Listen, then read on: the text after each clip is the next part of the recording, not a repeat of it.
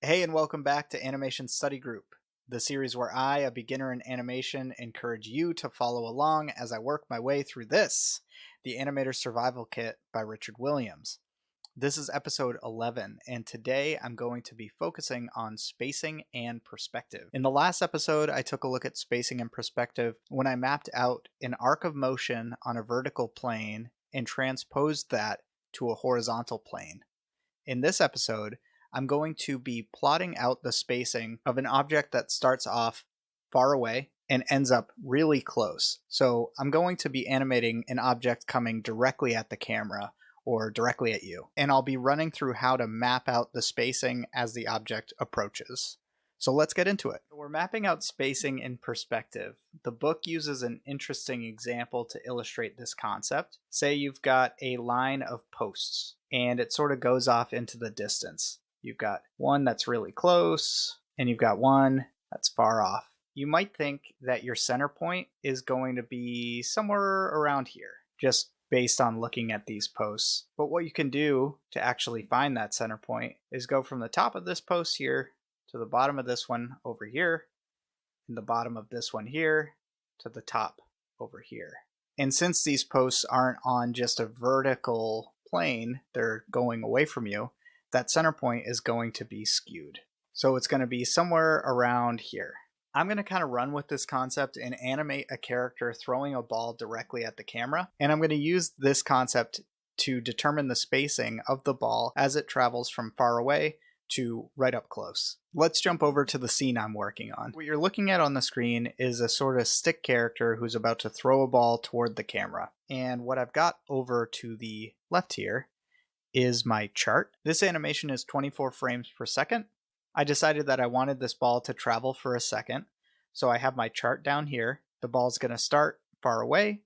It's going to ease in to the middle extreme pose, which is going to be right at the top of the arc. And it's going to ease out of that middle extreme pose as well as it reaches the screen. So it's going to get some hang time at the top of that arc. I took that post going off into the distance concept here, and we've got the closest object and the furthest object, and we're determining that center point by going from the top of the close object to the bottom of the far object and vice versa.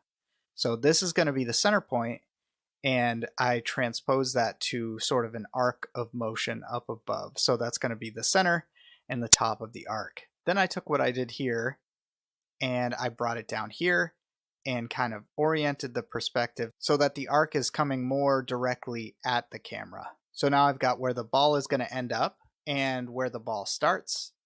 And I've taken these blue lines here, which you might be able to see, and run them from the outside edges of the close object to the opposite outside edges of the far object.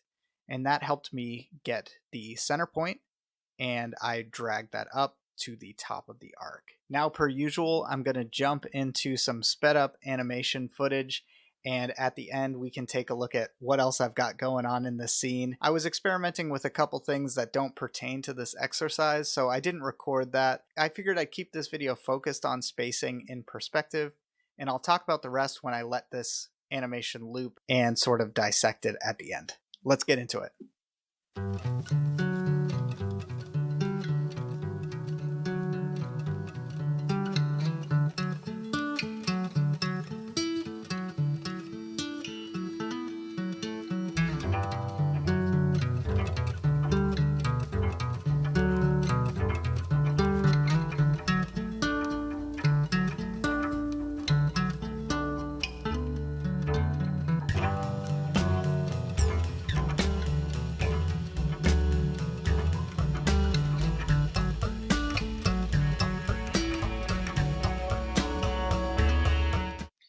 All right, here's the final result.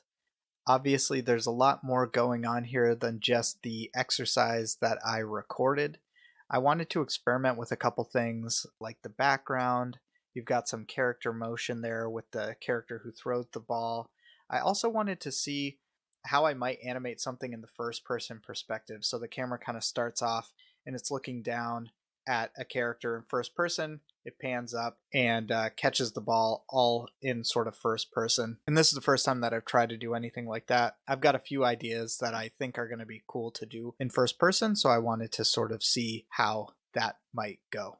I imagine that the scene that plays out here is kind of like a character coming to in like a dreamy situation. So something's already playing out and they're sort of becoming aware that they're supposed to be playing catch on this baseball diamond. That's why it's kind of surreal and strange. But the point of this exercise is this right here, that ball motion coming from far away and approaching. I think it came out pretty good. I also think that I'm going to be able to use what I learned here to spruce up the casting animation from episode 9. It's great to have a tool now to sort of map out an object approaching in perspective. But that'll about do it for this one. I think I will come back to this one too eventually and sort of clean it up, add some color, finish out that throwing animation as well. And I had a lot of fun doing this one. So stay tuned for the next episode, and until next time, take care.